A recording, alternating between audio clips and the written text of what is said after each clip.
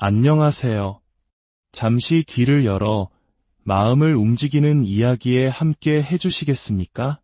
오늘의 이야기가 당신의 마음에 깊은 울림을 준다면 좋아요와 구독을 통해 이 은혜의 메시지를 더 많은 분들과 함께 나누어 주시길 부탁드립니다.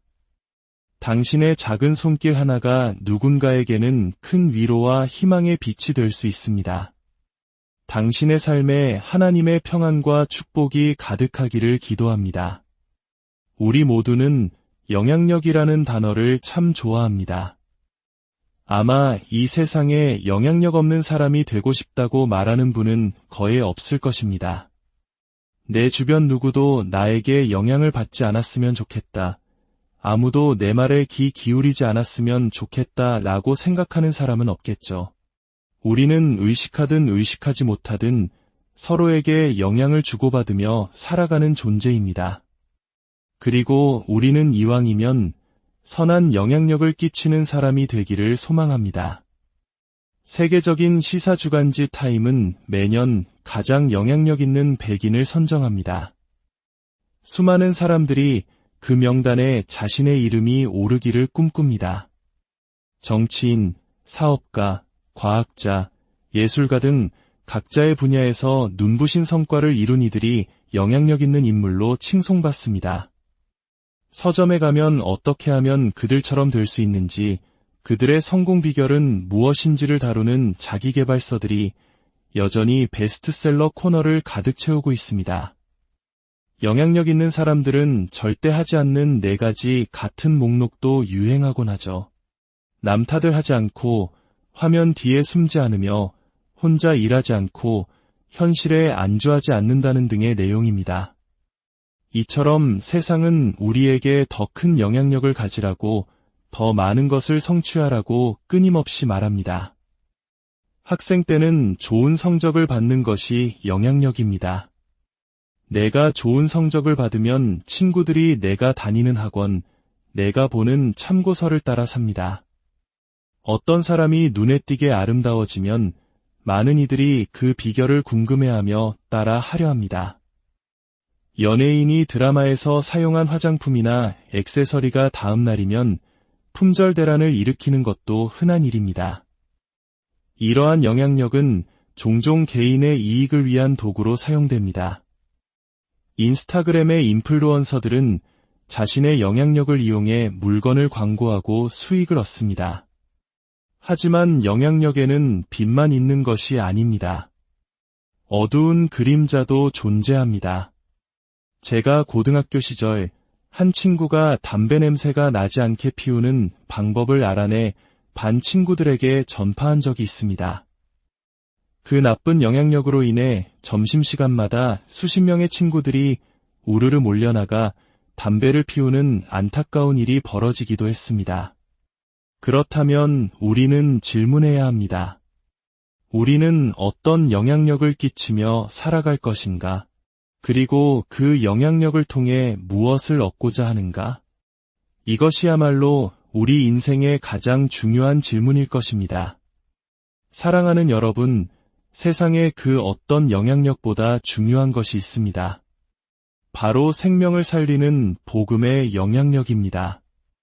우리는 이 땅에서 잠시 머물다 사라질 것들을 전하는 사람이 아니라 영원한 생명을 흘려보내는 통로가 되어야 할 줄 믿습니다. 제가 선교 활동으로 티니지에 방문했을 때의 일입니다. 그곳에서 만난 무슬림들 중에는 예수님에 대한 꿈을 꾼 사람들이 여러 명 있었습니다. 하나님께서는 꿈과 환상을 통해 그들에게 당신의 존재를 알리고 계셨습니다. 하지만 그들은 그 꿈의 의미를 해석할 방법을 몰라 답답해하고 있었습니다. 그들에게는 그 꿈을 성경적으로 풀어주고 예수 그리스도의 복음을 명확하게 설명해줄 사람이 절실히 필요했습니다. 하나님께서 문을 열어주고 계시지만 그 문으로 들어갈 수 있도록 안내해줄 복음의 전달자가 필요한 것입니다. 또한 무슬림 사회 안에서 남몰래 무신론자로 살아가거나 이슬람이라는 정체성을 버리고 새로운 진리를 찾아 헤매는 영혼들도 많았습니다. 기독교로 개종하고 싶지만 어떻게 해야 할지 몰라 인터넷으로 간증 영상만 찾아보고 있었다는 청년도 만났습니다. 이처럼 세상 곳곳에는 복음의 영향력을 애타게 기다리는 수많은 영혼들이 있습니다. 우리가 대단한 능력을 갖추거나 특별한 조건을 만족시켜야만 복음을 전할 수 있는 것이 아닙니다. 우리 안에 이미 존재하는 작지만 분명한 예수 그리스도의 복음만으로도 한 사람의 인생, 아니 그의 영원한 삶을 바꿀 수 있는 충분한 영향력이 우리에게 주어졌습니다. 중요한 것은 우리의 조건이 아니라 하나님의 부르심에 순종하는 마음입니다. 튀니지 선교팀에 참 재미있는 자매들이 있었습니다. 한 자매에게 왜 튀니지에 가느냐고 물었더니 자기는 튀김을 좋아해서 간다고 했습니다. 튀니지와 튀김, 발음이 비슷하다는 정말 황당한 이유였죠. 또 다른 자매는 튀니지의 바게트빵이 그렇게 맛있다는 소문을 듣고 그 빵을 먹어보러 간다고 했습니다. 정말 말도 안 되는 이유처럼 들릴지 모릅니다. 하지만 놀랍게도 하나님께서는 그들의 작고 순수한 동기마저도 사용하셨습니다. 튀김을 좋아한다던 그 자매는 이후 몇 번이고 튀니지를 방문하며 그 민족을 섬기는 귀한 사역자가 되었습니다. 바게트빵을 먹으러 갔던 자매는요? 안타깝게도 튀니지에 도착하자마자 배탈이 나서 일주일 내내 거의 아무것도 먹지 못했습니다. 그런데 바로 그 연약함을 통해 하나님께서는 놀라운 일을 행하셨습니다. 이전에 우리가 복음을 전했지만 완강히 거부했던 한 현지인 친구가 있었습니다. 그 친구는 우리가 다시 찾아가자 놀랍게도 마음을 열고 우리를 자신의 가족과 친척들에게 소개해 주었습니다.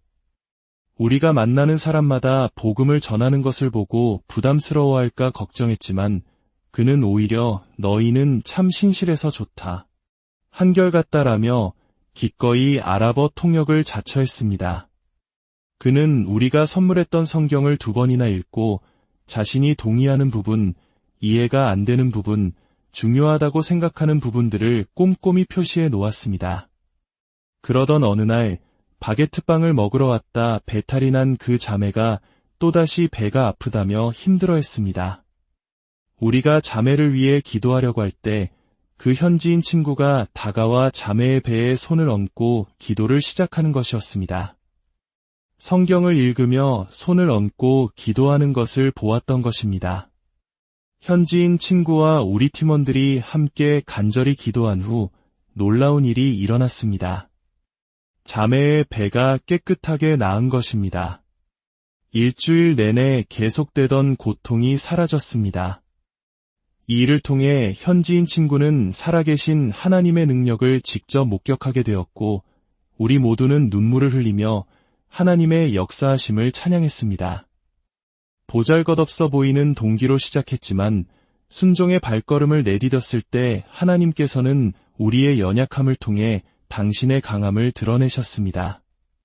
하나님께서 돈이 없어서 우리의 헌금을 필요로 하실까요?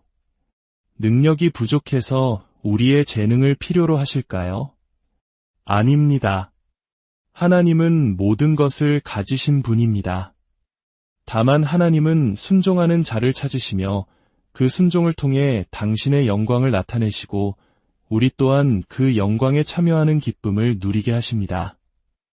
오늘 우리가 함께 나눌 말씀은 사도행전 4장 32절에서 5장 11절입니다. 이 말씀은 초대교회의 놀라운 모습을 보여줍니다. 믿는 무리가 한 마음과 한 뜻이 되어 모든 물건을 서로 통용하고 자기 재물을 조금이라도 자기 것이라 하는 이가 하나도 없더라. 그 중에 가난한 사람이 없으니 이는 밭과 집 있는 자는 팔아 급한 것의 값을 가져다가 사도들의 발 앞에 두매 그들이 각 사람의 필요를 따라 나누어 줌이라. 저는 이 말씀에서 진정한 기적은 믿는 무리가 한 마음과 한 뜻이 된 것이라고 생각합니다.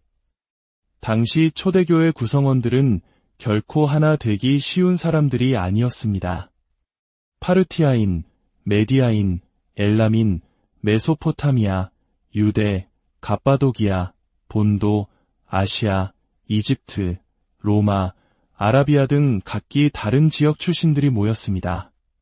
언어도, 문화도, 사회적 지위도, 경제적 수준도 모두 달랐습니다. 오늘날 교회 안에서도 우리는 종종 이런 말을 합니다. 세상에서 만났으면 당신과 나는 절대 친해질 수 없었을 거예요. 너무나 다른 우리가 그리스도 안에서 하나가 되는 것, 이것이야말로 복음이 가진 놀라운 능력입니다. 그런데 그들은 하나가 되는 것을 넘어 자신의 밭과 집을 팔아 가난한 이들을 위해 내놓았습니다. 이것은 결코 사회주의나 공산주의가 아닙니다. 사회주의는 제도를 통해 개인의 재산을 강제로 몰수하지만 초대교회의 나눔은 전적으로 자발적인 사랑의 헌신이었습니다. 베드로가 아나니아에게 땅이 그대로 있을 때의 내 땅이 아니며 판 후에도 내 마음대로 할 수가 없더냐라고 말한 것처럼 사유재산은 인정되었습니다. 당시에는 특별한 시대적 배경이 있었습니다. 오순절 성령 강림 사건 이후 각지에서 예루살렘으로 절기를 지키러 왔던 수많은 사람들이 복음을 듣고 고향으로 돌아가지 않고 그곳에 머물렀습니다. 이로 인해 숙식 문제가 발생했습니다. 또한 예수님을 믿는다는 이유로 경제적인 핍박이 시작되어 서로가 서로를 돌보지 않으면 생존 자체가 불가능한 상황이었습니다. 이것은 우리 한국인들에게도 결코 낯선 정신이 아닙니다. 우리는 나라가 위기에 처했을 때 구한 말에는 국채보상운동으로 1990년대 외환위기 때에는 금 모으기 운동으로 자발적으로 자신의 것을 내놓았던 자랑스러운 역사를 가지고 있습니다. 성령께서는 초대교회 공동체의 필요를 아시고 각 사람의 마음에 자발적인 헌신의 마음을 부어주셨던 것입니다.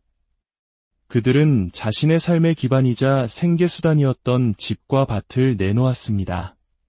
어떻게 이것이 가능했을까요?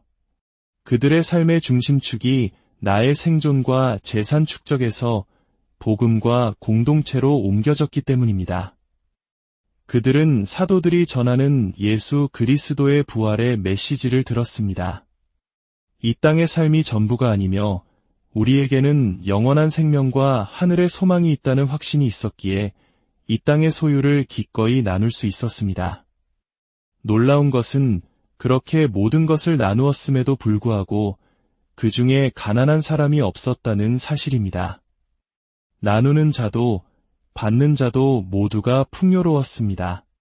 하나님께 드리는 헌신은 우리를 가난하게 만드는 것이 아니라 오히려 우리 모두를 풍요롭게 하는 신비로운 법칙입니다. 사실 얼마 지나지 않아 스데반의 순교를 기점으로 예루살렘 교회에는 끔찍한 박해가 시작됩니다. 모든 성도들은 고향을 떠나 뿔뿔이 흩어져야 했습니다. 만약 그때 그들이 자신의 집과 땅을 팔지 않고 붙들고 있었다면 그 모든 재산은 박해 속에서 속수무책으로 빼앗기거나 헐갑에 넘겨질 수밖에 없었을 것입니다. 성령님은 앞으로 닥칠 환난을 미리 아시고 어차피 잃어버릴 재산을 가장 가치 있는 곳, 즉 하나님의 나라와 성도들을 위해 사용하도록 지혜롭게 인도하신 것입니다. 이 아름다운 헌신의 물결 속에서 성경은 한 사람을 특별히 조명합니다. 그의 이름은 요셉, 사도들이 위로의 아들이라는 뜻의 바나바라고 불러준 사람입니다. 그는 레위 사람임에도 불구하고 소유하고 있던 자신의 밭을 팔아 사도들의 발 앞에 두었습니다. 그는 단순히 물질을 헌신한 것을 넘어 공동체에 큰 위로와 격려를 주는 사람이었습니다. 이와 대조적으로 아나니아와 삽비라 부부가 등장합니다. 그들 역시 밭을 팔아 헌금했지만 그 값의 일부를 몰래 감추고 전부를 바친 것처럼 사도들을 속였습니다. 베드로는 어찌하여 사탄이 내 마음에 가득하여 내가 성령을 속이고 땅값 얼마를 감추었느냐. 사람에게 거짓말한 것이 아니요 하나님께로다 라고 책망합니다.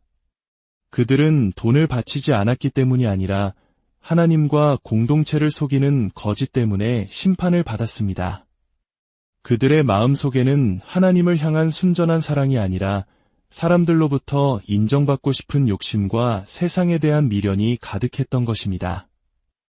이 사건을 통해 초대교회는 거룩함의 중요성을 깊이 깨닫게 되었습니다. 진정한 영향력은 바나바와 같은 사람에게서 나옵니다. 그는 자신의 것을 기꺼이 내어놓을 뿐만 아니라 다른 사람을 세워주는 위대한 조력자였습니다. 교회를 핍박하던 청년 사울이 다메섹 도상에서 부활하신 예수님을 만나는 극적인 회심을 경험합니다.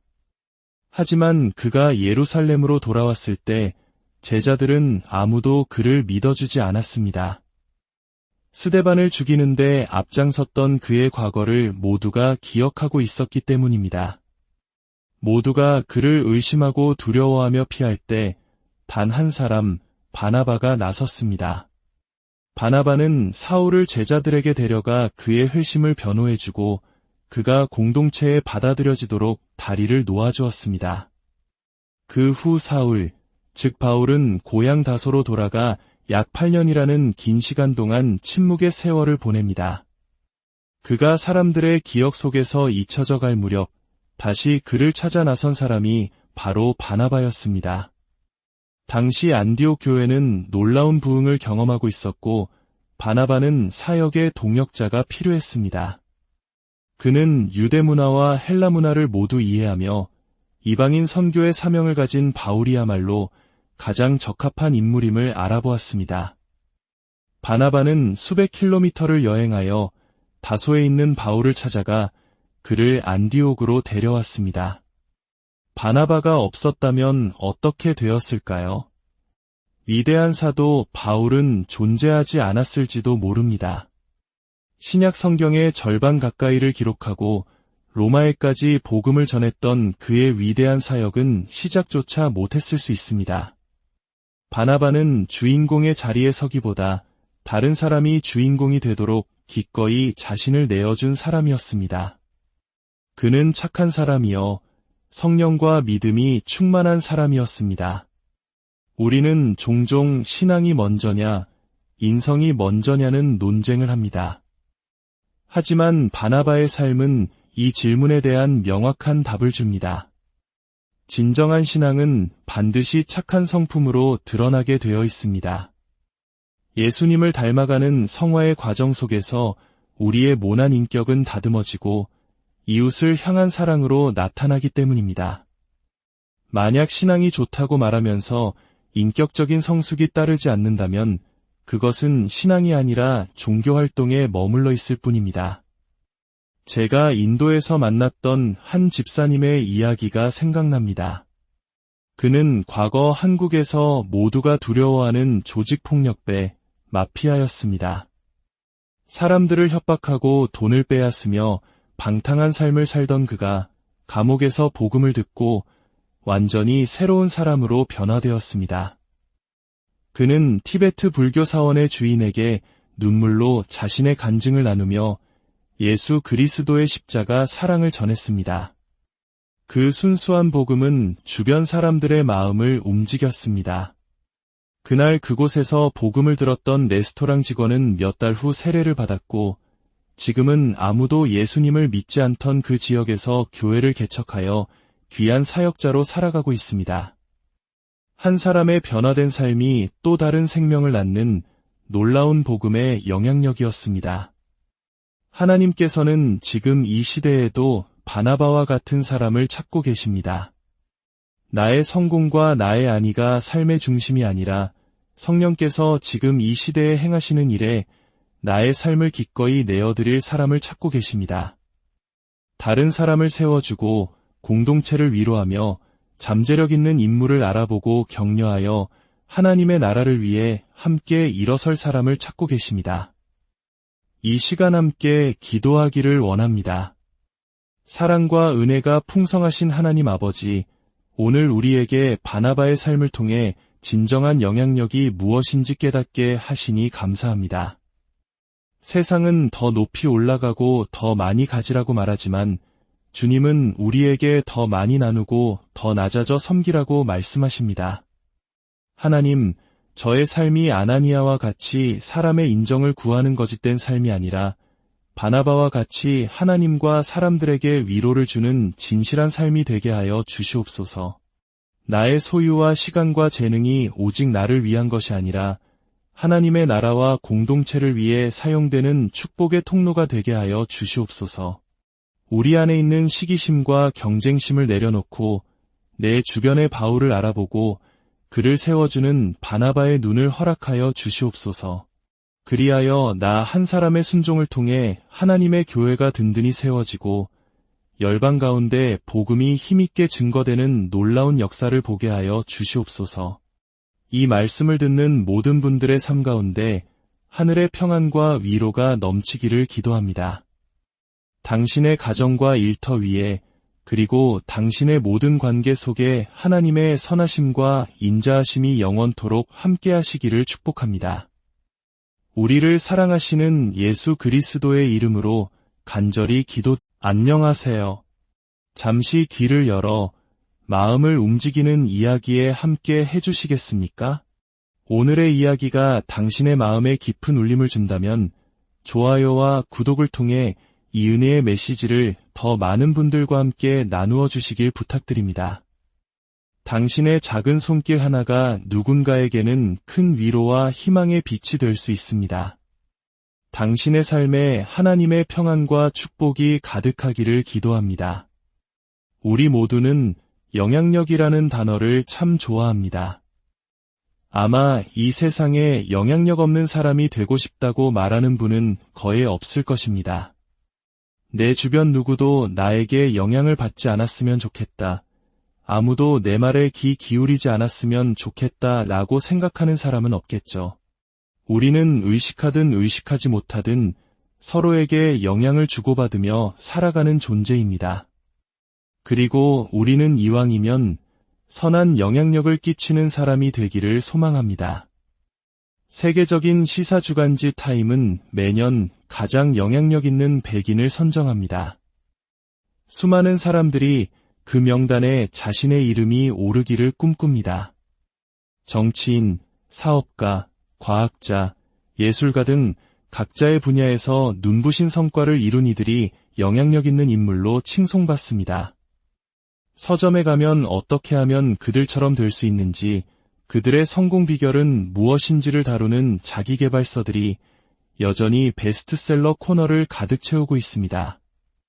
영향력 있는 사람들은 절대 하지 않는 4가지 같은 목록도 유행하곤 하죠. 남 탓을 하지 않고 화면 뒤에 숨지 않으며 혼자 일하지 않고 현실에 안주하지 않는다는 등의 내용입니다. 이처럼 세상은 우리에게 더 큰 영향력을 가지라고 더 많은 것을 성취하라고 끊임없이 말합니다. 학생 때는 좋은 성적을 받는 것이 영향력입니다. 내가 좋은 성적을 받으면 친구들이 내가 다니는 학원, 내가 보는 참고서를 따라 삽니다. 어떤 사람이 눈에 띄게 아름다워지면 많은 이들이 그 비결을 궁금해하며 따라 하려 합니다. 연예인이 드라마에서 사용한 화장품이나 액세서리가 다음 날이면 품절 대란을 일으키는 것도 흔한 일입니다. 이러한 영향력은 종종 개인의 이익을 위한 도구로 사용됩니다. 인스타그램의 인플루언서들은 자신의 영향력을 이용해 물건을 광고하고 수익을 얻습니다. 하지만 영향력에는 빛만 있는 것이 아닙니다. 어두운 그림자도 존재합니다. 제가 고등학교 시절 한 친구가 담배 냄새가 나지 않게 피우는 방법을 알아내 반 친구들에게 전파한 적이 있습니다. 그 나쁜 영향력으로 인해 점심시간마다 수십 명의 친구들이 우르르 몰려나가 담배를 피우는 안타까운 일이 벌어지기도 했습니다. 그렇다면 우리는 질문해야 합니다. 우리는 어떤 영향력을 끼치며 살아갈 것인가? 그리고 그 영향력을 통해 무엇을 얻고자 하는가? 이것이야말로 우리 인생의 가장 중요한 질문일 것입니다. 사랑하는 여러분, 세상에 그 어떤 영향력보다 중요한 것이 있습니다. 바로 생명을 살리는 복음의 영향력입니다. 우리는 이 땅에서 잠시 머물다 사라질 것들을 전하는 사람이 아니라 영원한 생명을 흘려보내는 통로가 되어야 할 줄 믿습니다. 제가 선교 활동으로 티니지에 방문했을 때의 일입니다. 그곳에서 만난 무슬림들 중에는 예수님에 대한 꿈을 꾼 사람들이 여러 명 있었습니다. 하나님께서는 꿈과 환상을 통해 그들에게 당신의 존재를 알리고 계셨습니다. 하지만 그들은 그 꿈의 의미를 해석할 방법을 몰라 답답해하고 있었습니다. 그들에게는 그 꿈을 성경적으로 풀어주고 예수 그리스도의 복음을 명확하게 설명해 줄 사람이 절실히 필요했습니다. 하나님께서 문을 열어주고 계시지만 그 문으로 들어갈 수 있도록 안내해 줄 복음의 전달자가 필요한 것입니다. 또한 무슬림 사회 안에서 남몰래 무신론자로 살아가거나 이슬람이라는 정체성을 버리고 새로운 진리를 찾아 헤매는 영혼들도 많았습니다. 기독교로 개종하고 싶지만 어떻게 해야 할지 몰라 인터넷으로 간증 영상만 찾아보고 있었다는 청년도 만났습니다. 이처럼 세상 곳곳에는 복음의 영향력을 애타게 기다리는 수많은 영혼들이 있습니다. 우리가 대단한 능력을 갖추거나 특별한 조건을 만족시켜야만 복음을 전할 수 있는 것이 아닙니다. 우리 안에 이미 존재하는 작지만 분명한 예수 그리스도의 복음만으로도 한 사람의 인생, 아니 그의 영원한 삶을 바꿀 수 있는 충분한 영향력이 우리에게 주어졌습니다. 중요한 것은 우리의 조건이 아니라 하나님의 부르심에 순종하는 마음입니다. 튀니지 선교팀에 참 재미있는 자매들이 있었습니다. 한 자매에게 왜 튀니지에 가느냐고 물었더니 자기는 튀김을 좋아해서 간다고 했습니다. 튀니지와 튀김, 발음이 비슷하다는 정말 황당한 이유였죠. 또 다른 자매는 튀니지의 바게트 빵이 그렇게 맛있다는 소문을 듣고 그 빵을 먹어보러 간다고 했습니다. 정말 말도 안 되는 이유처럼 들릴지 모릅니다. 하지만 놀랍게도 하나님께서는 그들의 작고 순수한 동기마저도 사용하셨습니다. 튀김을 좋아한다던 그 자매는 이후 몇 번이고 튀니지를 방문하며 그 민족을 섬기는 귀한 사역자가 되었습니다. 바게트 빵을 먹으러 갔던 자매는요? 안타깝게도 튀니지에 도착하자마자 배탈이 나서 일주일 내내 거의 아무것도 먹지 못했습니다. 그런데 바로 그 연약함을 통해 하나님께서는 놀라운 일을 행하셨습니다. 이전에 우리가 복음을 전했지만 완강히 거부했던 한 현지인 친구가 있었습니다. 그 친구는 우리가 다시 찾아가자 놀랍게도 마음을 열고 우리를 자신의 온 가족과 친척들에게 소개해 주었습니다. 우리가 만나는 사람마다 복음을 전하는 것을 보고 부담스러워할까 걱정했지만 그는 오히려 너희는 참 신실해서 좋다, 한결같다라며 기꺼이 아랍어 통역을 자처했습니다. 그는 우리가 선물했던 성경을 2번이나 읽고 자신이 동의하는 부분, 이해가 안 되는 부분, 중요하다고 생각하는 부분들을 꼼꼼히 표시해 놓았습니다. 그러던 어느 날 바게트빵을 먹으러 왔다 배탈이 난 그 자매가 또다시 배가 아프다며 힘들어했습니다. 우리가 자매를 위해 기도하려고 할 때 그 현지인 친구가 다가와 자매의 배에 손을 얹고 기도를 시작하는 것이었습니다. 성경을 읽으며 손을 얹고 기도하는 것을 보았던 것입니다. 현지인 친구와 우리 팀원들이 함께 간절히 기도한 후 놀라운 일이 일어났습니다. 자매의 배가 깨끗하게 나은 것입니다. 일주일 내내 계속되던 고통이 사라졌습니다. 이 일을 통해 현지인 친구는 살아계신 하나님의 능력을 직접 목격하게 되었고 우리 모두는 눈물을 흘리며 하나님의 역사하심을 찬양했습니다. 보잘것없어 보이는 동기로 시작했지만 순종의 발걸음을 내디뎠을 때 하나님께서는 우리의 연약함을 통해 당신의 강함을 드러내셨습니다. 하나님께서 돈이 없어서 우리의 헌금을 필요로 하실까요? 능력이 부족해서 우리의 재능을 필요로 하실까요? 아닙니다. 하나님은 모든 것을 가지신 분입니다. 다만 하나님은 순종하는 자를 찾으시며 그 순종을 통해 당신의 영광을 나타내시고 우리 또한 그 영광에 참여하는 기쁨을 누리게 하십니다. 오늘 우리가 함께 나눌 말씀은 사도행전 4장 32절에서 5장 11절입니다. 이 말씀은 초대교회의 놀라운 모습을 보여줍니다. 믿는 무리가 한 마음과 한 뜻이 되어 모든 물건을 서로 통용하고 자기 재물을 조금이라도 자기 것이라 하는 이가 하나도 없더라. 그 중에 가난한 사람이 없으니 이는 밭과 집 있는 자는 팔아 급한 것의 값을 가져다가 사도들의 발 앞에 두매 그들이 각 사람의 필요를 따라 나누어 줌이라. 저는 이 말씀에서 진정한 기적은 믿는 무리가 한 마음과 한 뜻이 된 것이라고 생각합니다. 당시 초대교회 구성원들은 결코 하나 되기 쉬운 사람들이 아니었습니다. 파르티아인, 메디아인, 엘람인, 메소포타미아, 유대, 갑바도기아, 본도, 아시아, 이집트, 로마, 아라비아 등 각기 다른 지역 출신들이 모였습니다. 언어도, 문화도, 사회적 지위도, 경제적 수준도 모두 달랐습니다. 오늘날 교회 안에서도 우리는 종종 이런 말을 합니다. 세상에서 만났으면 당신과 나는 절대 친해질 수 없었을 거예요. 너무나 다른 우리가 그리스도 안에서 하나가 되는 것, 이것이야말로 복음이 가진 놀라운 능력입니다. 그런데 그들은 하나가 되는 것을 넘어 자신의 밭과 집을 팔아 가난한 이들을 위해 내놓았습니다. 이것은 결코 사회주의나 공산주의가 아닙니다. 사회주의는 제도를 통해 개인의 재산을 강제로 몰수하지만 초대교회의 나눔은 전적으로 자발적인 사랑의 헌신이었습니다. 베드로가 아나니아에게 땅이 그대로 있을 때에 내 땅이 아니며 판 후에도 내 마음대로 할 수가 없더냐라고 말한 것처럼 사유재산은 인정되었습니다. 당시에는 특별한 시대적 배경이 있었습니다. 오순절 성령 강림 사건 이후 각지에서 예루살렘으로 절기를 지키러 왔던 수많은 사람들이 복음을 듣고 고향으로 돌아가지 않고 그곳에 머물렀습니다.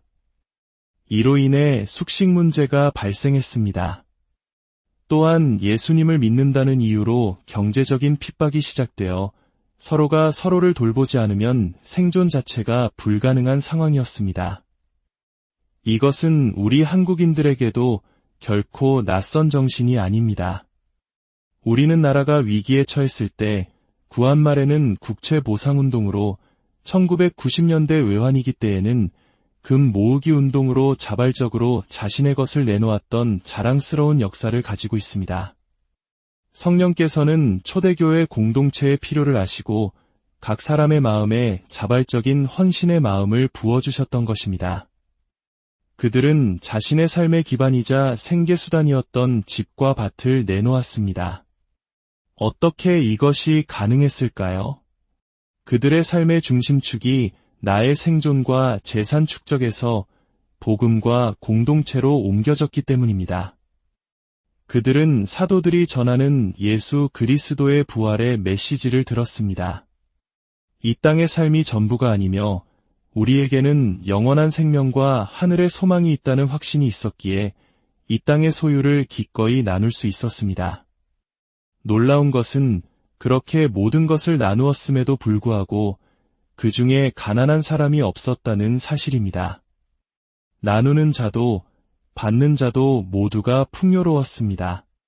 하나님께 드리는 헌신은 우리를 가난하게 만드는 것이 아니라 오히려 우리 모두를 풍요롭게 하는 신비로운 법칙입니다. 사실 얼마 지나지 않아 스데반의 순교를 기점으로 예루살렘 교회에는 끔찍한 박해가 시작됩니다. 모든 성도들은 고향을 떠나 뿔뿔이 흩어져야 했습니다. 만약 그때 그들이 자신의 집과 땅을 팔지 않고 붙들고 있었다면 그 모든 재산은 박해 속에서 속수무책으로 빼앗기거나 헐갑에 넘겨질 수밖에 없었을 것입니다. 성령님은 앞으로 닥칠 환난을 미리 아시고 어차피 잃어버릴 재산을 가장 가치 있는 곳, 즉 하나님의 나라와 성도들을 위해 사용하도록 지혜롭게 인도하신 것입니다. 이 아름다운 헌신의 물결 속에서 성경은 한 사람을 특별히 조명합니다. 그의 이름은 요셉, 사도들이 위로의 아들이라는 뜻의 바나바라고 불러준 사람입니다. 그는 레위 사람임에도 불구하고 소유하고 있던 자신의 밭을 팔아 사도들의 발 앞에 두었습니다. 그는 단순히 물질을 헌신한 것을 넘어 공동체에 큰 위로와 격려를 주는 사람이었습니다. 이와 대조적으로 아나니아와 삽비라 부부가 등장합니다. 그들 역시 밭을 팔아 헌금했지만 그 값의 일부를 몰래 감추고 전부를 바친 것처럼 사도들을 속였습니다. 베드로는 어찌하여 사탄이 내 마음에 가득하여 내가 성령을 속이고 땅값 얼마를 감추었느냐. 사람에게 거짓말한 것이 아니요 하나님께로다 라고 책망합니다. 그들은 돈을 바치지 않았기 때문이 아니라 하나님과 공동체를 속이는 거짓 때문에 심판을 받았습니다.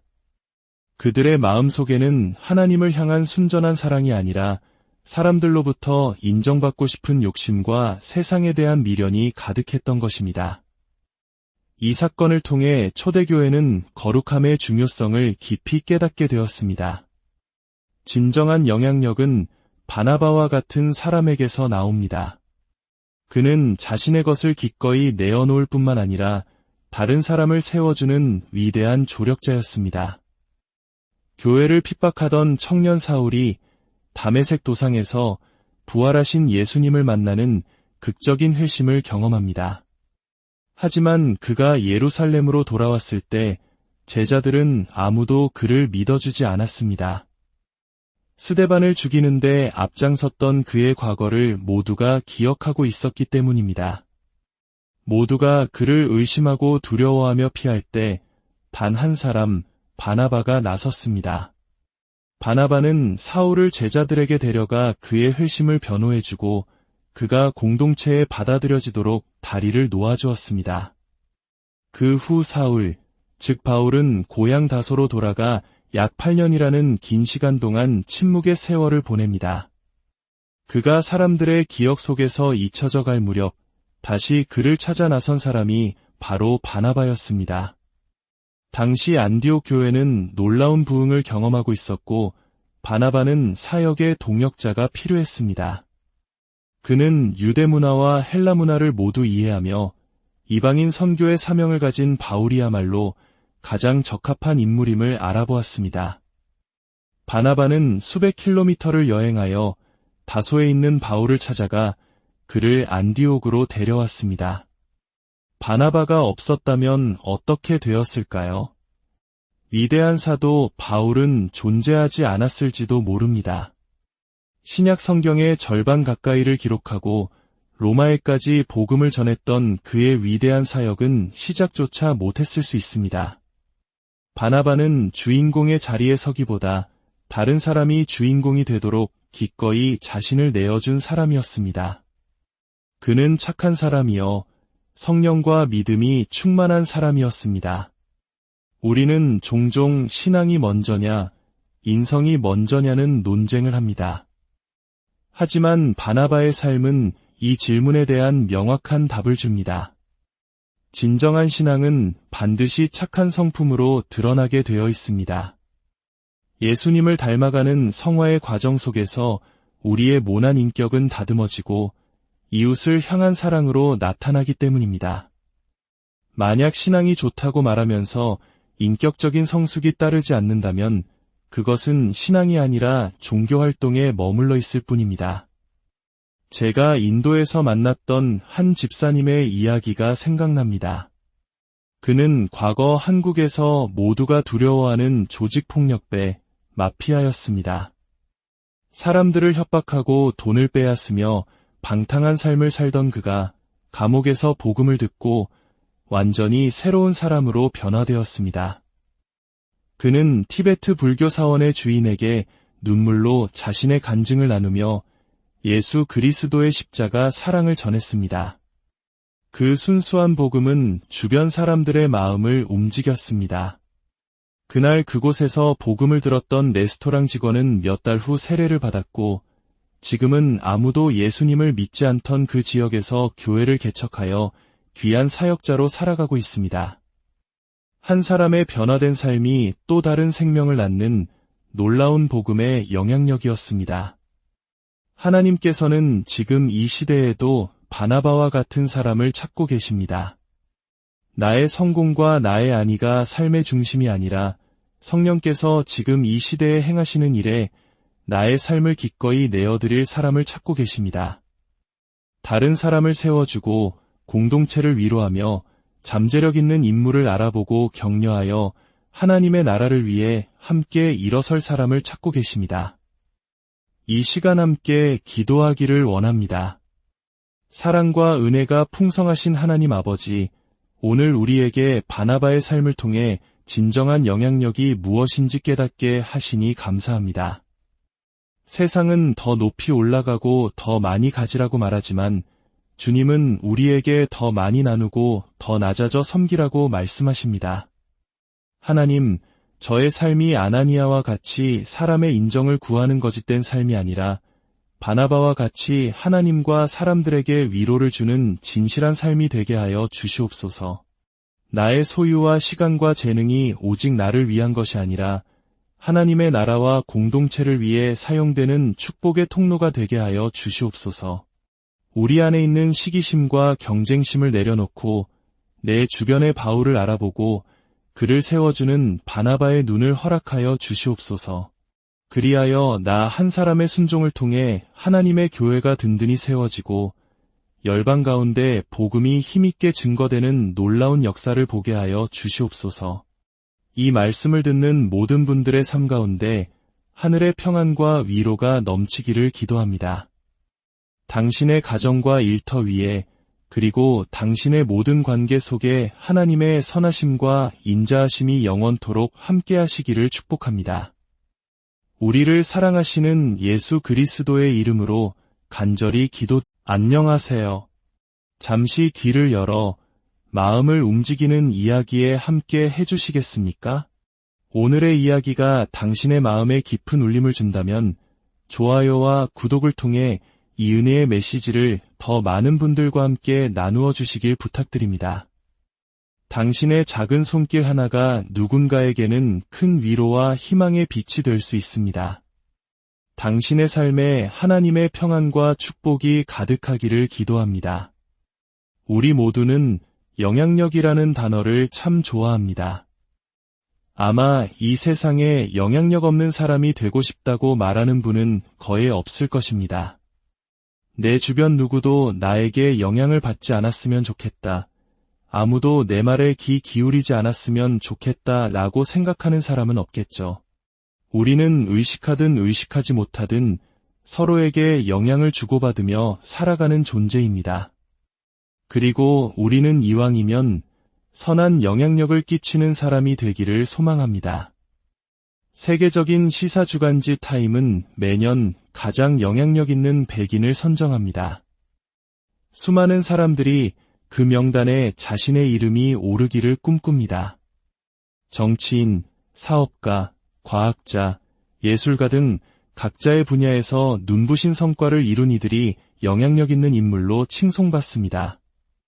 서점에 가면 어떻게 하면 그들처럼 될 수 있는지, 그들의 성공 비결은 무엇인지를 다루는 자기계발서들이 여전히 베스트셀러 코너를 가득 채우고 있습니다. 영향력 있는 사람들은 절대 하지 않는 4가지 같은 목록도 유행하곤 하죠. 남 탓을 하지 않고, 화면 뒤에 숨지 않으며, 혼자 일하지 않고, 현실에 안주하지 않는다는 등의 내용입니다. 이처럼 세상은 우리에게 더 큰 영향력을 가지라고, 더 많은 것을 성취하라고 끊임없이 말합니다. 학생 때는 좋은 성적을 받는 것이 영향력입니다. 내가 좋은 성적을 받으면 친구들이 내가 다니는 학원, 내가 보는 참고서를 따라 삽니다. 어떤 사람이 눈에 띄게 아름다워지면 많은 이들이 그 비결을 궁금해하며 따라 하려 합니다. 연예인이 드라마에서 사용한 화장품이나 액세서리가 다음 날이면 품절 대란을 일으키는 것도 흔한 일입니다. 이러한 영향력은 종종 개인의 이익을 위한 도구로 사용됩니다. 인스타그램의 인플루언서들은 자신의 영향력을 이용해 물건을 광고하고 수익을 얻습니다. 하지만 영향력에는 빛만 있는 것이 아닙니다. 어두운 그림자도 존재합니다. 제가 고등학교 시절 한 친구가 담배 냄새가 나지 않게 피우는 방법을 알아내 반 친구들에게 전파한 적이 있습니다. 그 나쁜 영향력으로 인해 점심시간마다 수십 명의 친구들이 우르르 몰려나가 담배를 피우는 안타까운 일이 벌어지기도 했습니다. 그렇다면 우리는 질문해야 합니다. 우리는 어떤 영향력을 끼치며 살아갈 것인가? 그리고 그 영향력을 통해 무엇을 얻고자 하는가? 이것이야말로 우리 인생의 가장 중요한 질문일 것입니다. 사랑하는 여러분, 세상에 그 어떤 영향력보다 중요한 것이 있습니다. 바로 생명을 살리는 복음의 영향력입니다. 우리는 이 땅에서 잠시 머물다 사라질 것들을 전하는 사람이 아니라 영원한 생명을 흘려보내는 통로가 되어야 할 줄 믿습니다. 제가 선교 활동으로 티니지에 방문했을 때의 일입니다. 그곳에서 만난 무슬림들 중에는 예수님에 대한 꿈을 꾼 사람들이 여러 명 있었습니다. 하나님께서는 꿈과 환상을 통해 그들에게 당신의 존재를 알리고 계셨습니다. 하지만 그들은 그 꿈의 의미를 해석할 방법을 몰라 답답해하고 있었습니다. 그들에게는 그 꿈을 성경적으로 풀어주고 예수 그리스도의 복음을 명확하게 설명해줄 사람이 절실히 필요했습니다. 하나님께서 문을 열어주고 계시지만 그 문으로 들어갈 수 있도록 안내해줄 복음의 전달자가 필요한 것입니다. 또한 무슬림 사회 안에서 남몰래 무신론자로 살아가거나 이슬람이라는 정체성을 버리고 새로운 진리를 찾아 헤매는 영혼들도 많았습니다. 기독교로 개종하고 싶지만 어떻게 해야 할지 몰라 인터넷으로 간증 영상만 찾아보고 있었다는 청년도 만났습니다. 이처럼 세상 곳곳에는 복음의 영향력을 애타게 기다리는 수많은 영혼들이 있습니다. 우리가 대단한 능력을 갖추거나 특별한 조건을 만족시켜야만 복음을 전할 수 있는 것이 아닙니다. 우리 안에 이미 존재하는 작지만 분명한 예수 그리스도의 복음만으로도 한 사람의 인생, 아니 그의 영원한 삶을 바꿀 수 있는 충분한 영향력이 우리에게 주어졌습니다. 중요한 것은 우리의 조건이 아니라 하나님의 부르심에 순종하는 마음입니다. 튀니지 선교팀에 참 재미있는 자매들이 있었습니다. 한 자매에게 왜 튀니지에 가느냐고 물었더니 자기는 튀김을 좋아해서 간다고 했습니다.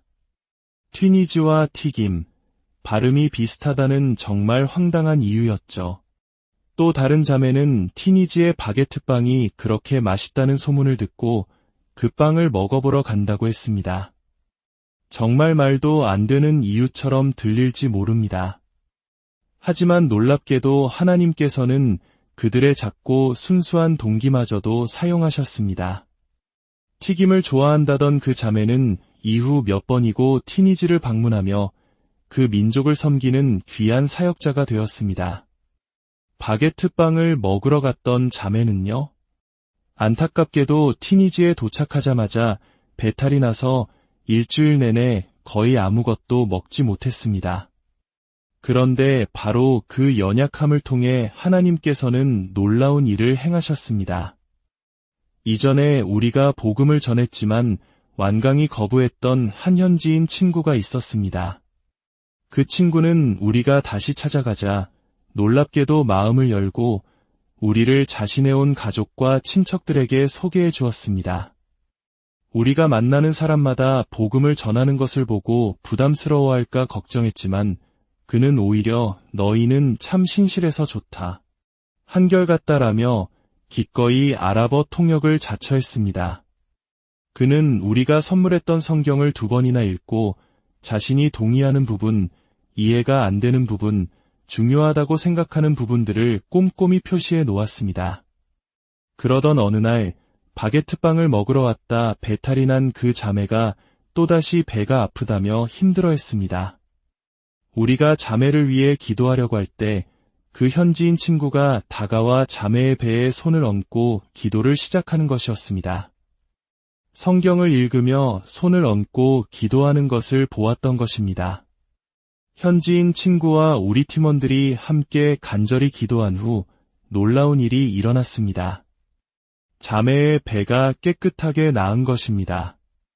일주일 내내 계속되던 고통이 사라졌습니다. 이 일을 통해 현지인 친구는 살아계신 하나님의 능력을 직접 목격하게 되었고, 우리 모두는 눈물을 흘리며 하나님의 역사하심을 찬양했습니다. 보잘것없어 보이는 동기로 시작했지만 순종의 발걸음을 내디뎠을 때 하나님께서는 우리의 연약함을 통해 당신의 강함을 드러내셨습니다. 하나님께서 돈이 없어서 우리의 헌금을 필요로 하실까요? 능력이 부족해서 우리의 재능을 필요로 하실까요? 아닙니다. 하나님은 모든 것을 가지신 분입니다. 다만 하나님은 순종하는 자를 찾으시며 그 순종을 통해 당신의 영광을 나타내시고 우리 또한 그 영광에 참여하는 기쁨을 누리게 하십니다. 오늘 우리가 함께 나눌 말씀은 사도행전 4장 32절에서 5장 11절입니다. 이 말씀은 초대교회의 놀라운 모습을 보여줍니다. 믿는 무리가 한 마음과 한 뜻이 되어 모든 물건을 서로 통용하고 자기 재물을 조금이라도 자기 것이라 하는 이가 하나도 없더라. 그 중에 가난한 사람이 없으니 이는 밭과 집 있는 자는 팔아 급한 것의 값을 가져다가 사도들의 발 앞에 두매 그들이 각 사람의 필요를 따라 나누어 줌이라. 저는 이 말씀에서 진정한 기적은 믿는 무리가 한 마음과 한 뜻이 된 것이라고 생각합니다. 당시 초대교회 구성원들은 결코 하나 되기 쉬운 사람들이 아니었습니다. 파르티아인, 메디아인, 엘람인, 메소포타미아, 유대, 갑바도기아, 본도, 아시아, 이집트, 로마, 아라비아 등 각기 다른 지역 출신들이 모였습니다. 언어도, 문화도, 사회적 지위도, 경제적 수준도 모두 달랐습니다. 오늘날 교회 안에서도 우리는 종종 이런 말을 합니다. 세상에서 만났으면 당신과 나는 절대 친해질 수 없었을 거예요. 너무나 다른 우리가 그리스도 안에서 하나가 되는 것, 이것이야말로 복음이 가진 놀라운 능력입니다. 그런데 그들은 하나가 되는 것을 넘어 자신의 밭과 집을 팔아 가난한 이들을 위해 내놓았습니다. 이것은 결코 사회주의나 공산주의가 아닙니다. 사회주의는 제도를 통해 개인의 재산을 강제로 몰수하지만 초대교회의 나눔은 전적으로 자발적인 사랑의 헌신이었습니다. 베드로가 아나니아에게 땅이 그대로 있을 때에 내 땅이 아니며 판 후에도 내 마음대로 할 수가 없더냐라고 말한 것처럼 사유재산은 인정되었습니다. 당시에는 특별한 시대적 배경이 있었습니다. 오순절 성령 강림 사건 이후 각지에서 예루살렘으로 절기를 지키러 왔던 수많은 사람들이 복음을 듣고 고향으로 돌아가지 않고 그곳에 머물렀습니다. 이로 인해 숙식 문제가 발생했습니다. 또한 예수님을 믿는다는 이유로 경제적인 핍박이 시작되어 서로가 서로를 돌보지 않으면 생존 자체가 불가능한 상황이었습니다. 이것은 우리 한국인들에게도 결코 낯선 정신이 아닙니다. 우리는 나라가 위기에 처했을 때 구한 말에는 국채보상운동으로 1990년대 외환위기 때에는 금 모으기 운동으로 자발적으로 자신의 것을 내놓았던 자랑스러운 역사를 가지고 있습니다. 성령께서는 초대교회 공동체의 필요를 아시고 각 사람의 마음에 자발적인 헌신의 마음을 부어주셨던 것입니다. 그들은 자신의 삶의 기반이자 생계수단이었던 집과 밭을 내놓았습니다. 어떻게 이것이 가능했을까요? 그들의 삶의 중심축이 나의 생존과 재산 축적에서 복음과 공동체로 옮겨졌기 때문입니다. 그들은 사도들이 전하는 예수 그리스도의 부활의 메시지를 들었습니다. 이 땅의 삶이 전부가 아니며 우리에게는 영원한 생명과 하늘의 소망이 있다는 확신이 있었기에 이 땅의 소유를 기꺼이 나눌 수 있었습니다. 놀라운 것은 그렇게 모든 것을 나누었음에도 불구하고 그 중에 가난한 사람이 없었다는 사실입니다. 나누는 자도 받는 자도 모두가 풍요로웠습니다. 하나님께 드리는 헌신은 우리를 가난하게 만드는 것이 아니라 오히려 우리 모두를 풍요롭게 하는 신비로운 법칙입니다. 사실 얼마 지나지 않아 스데반의 순교를 기점으로 예루살렘 교회에는 끔찍한 박해가 시작됩니다. 모든 성도들은 고향을 떠나 뿔뿔이 흩어져야 했습니다. 만약 그때 그들이 자신의 집과 땅을 팔지 않고 붙들고 있었다면 그 모든 재산은 박해 속에서 속수무책으로 빼앗기거나 헐갑에 넘겨질 수밖에 없었을 것입니다. 성령님은 앞으로 닥칠 환난을 미리 아시고 어차피 잃어버릴 재산을 가장 가치 있는 곳, 즉 하나님의 나라와 성도들을 위해 사용하도록 지혜롭게 인도하신 것입니다. 이 아름다운 헌신의 물결 속에서 성경은 한 사람을 특별히 조명합니다. 그의 이름은 요셉, 사도들이 위로의 아들이라는 뜻의 바나바라고 불러준 사람입니다. 그는 레위 사람임에도 불구하고 소유하고 있던 자신의 밭을 팔아 사도들의 발 앞에 두었습니다. 그는 단순히 물질을 헌신한 것을 넘어 공동체에 큰 위로와 격려를 주는 사람이었습니다.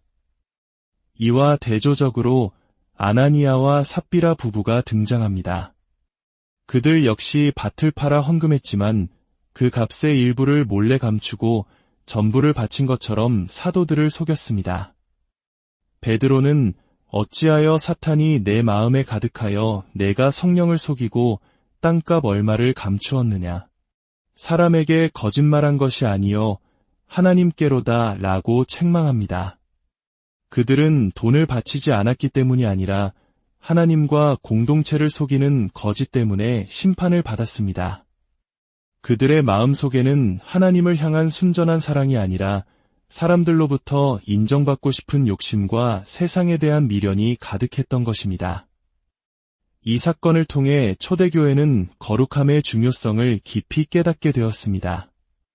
진정한 영향력은 바나바와 같은 사람에게서 나옵니다. 그는 자신의 것을 기꺼이 내어놓을 뿐만 아니라 다른 사람을 세워주는 위대한 조력자였습니다. 교회를 핍박하던 청년 사울이 다메섹 도상에서 부활하신 예수님을 만나는 극적인 회심을 경험합니다. 하지만 그가 예루살렘으로 돌아왔을 때 제자들은 아무도 그를 믿어주지 않았습니다. 스데반을 죽이는데 앞장섰던 그의 과거를 모두가 기억하고 있었기 때문입니다. 모두가 그를 의심하고 두려워하며 피할 때 단 한 사람, 바나바가 나섰습니다. 바나바는 사울을 제자들에게 데려가 그의 회심을 변호해주고 그가 공동체에 받아들여지도록 다리를 놓아주었습니다. 그 후 사울, 즉 바울은 고향 다소로 돌아가 약 8년이라는 긴 시간 동안 침묵의 세월을 보냅니다. 그가 사람들의 기억 속에서 잊혀져 갈 무렵 다시 그를 찾아 나선 사람이 바로 바나바였습니다. 당시 안디옥 교회는 놀라운 부흥을 경험하고 있었고 바나바는 사역의 동역자가 필요했습니다. 그는 유대 문화와 헬라 문화를 모두 이해하며 이방인 선교의 사명을 가진 바울이야말로 가장 적합한 인물임을 알아보았습니다.